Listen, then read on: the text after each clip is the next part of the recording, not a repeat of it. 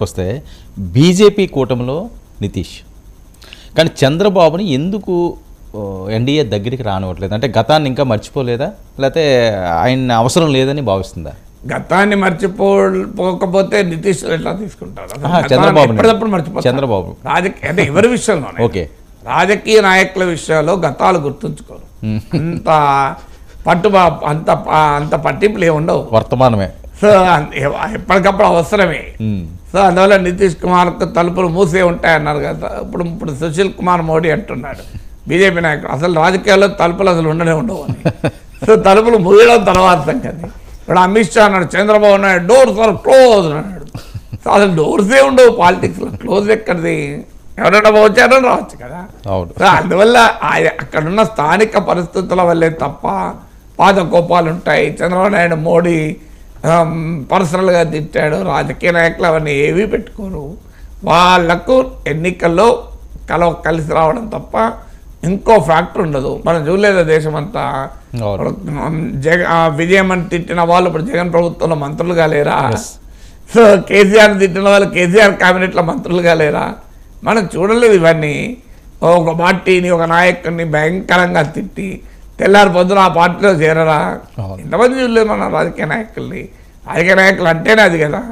అందువల్ల అది ఇష్యూ కాదు. ఇష్యూ ఏంటంటే బీహార్లో బీజేపీకి బలం లేదు, బలం 20% మించి ఎప్పుడూ రాలేదు. సో అక్కడ 40 లోక్సభ సీట్లు ఉన్నాయి.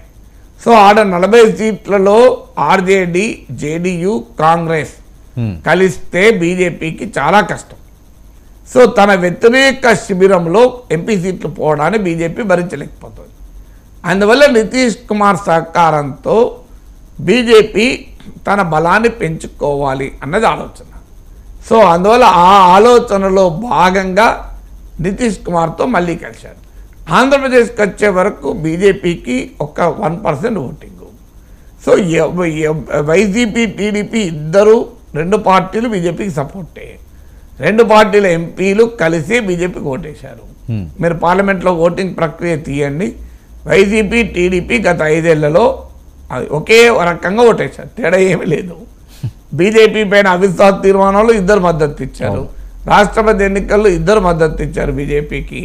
ఉపరాష్ట్రపతి ఎన్నికల్లో 2 మద్దతు ఇచ్చారు. దాదాపు ప్రతి బిల్లు పైన వైసీపీ, టీడీపీ ఒకే రకంగా ఓటేశారు పార్లమెంట్లో. మనకి ఆంధ్రప్రదేశ్లో కొట్లాడ, ఢిల్లీలో కొట్లాడే లేదు. వాళ్ళు 25 మంది ఎంపీలు ఒకే రకంగా. అందువల్ల బీజేపీకి 25 మంది ఎంపీలు ఆంధ్రప్రదేశ్లో ఎలాగూ ఉన్నారు.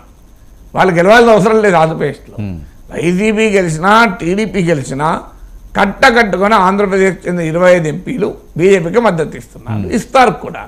వాళ్ళకి ఆంధ్రప్రదేశ్ ప్రయోజనాలతో సంబంధమే లేదు. ప్రత్యేక హోదా రావాల్సిన అవసరం లేదు, విభజన హామీలు రావాల్సిన అవసరం లేదు. ఏ వచ్చారని 5 ఏళ్ళుగా మద్దతు ఇస్తున్నారు. జగన్, చంద్రబాబు ఏం చేశారని బీజేపీ మద్దతు ఇచ్చారు చెప్పమనండి. బీజేపీ మద్దతు ఇవ్వడానికి ఆయన కేసులు ఉన్నాయి, ఈయన కేసులు రావద్దు, అంతే లెక్క. సో ఈయన మీద కూడా ఇప్పుడు కేసులు ఉన్నాయి. ఈడీ నోటీస్ ఇచ్చే స్కిల్ కేసు పైన. సో కేసుల కొరకు మోడీతో ఫ్రేయర్ స్నేహం అందరూ తెలిసిందే కదా ఇది.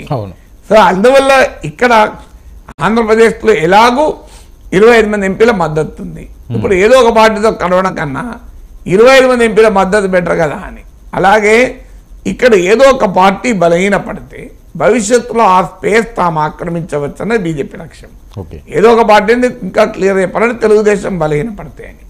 దీర్ఘకాలంలో టీడీపీ వీక్ కావాలనేది బీజేపీ కోరుకుంటుంది. అందుకొరకు టీడీపీతో కలవడానికి వెనకాడుతుంది.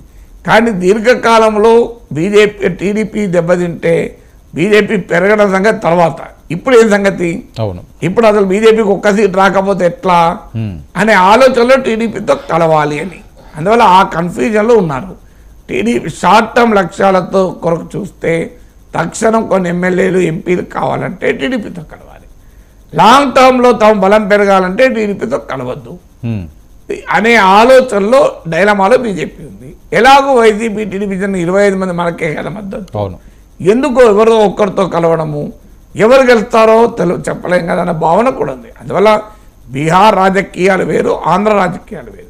బీహార్ రాజకీయాల్లో నితీష్ కుమార్, ఆర్జేడీ, అలాగే కాంగ్రెస్తో ఇండియా కూటమిలో ఉంటే 40 సీట్లలో అత్యధిక సీట్లు ఇండియా కూటమికి వెళ్తాయి.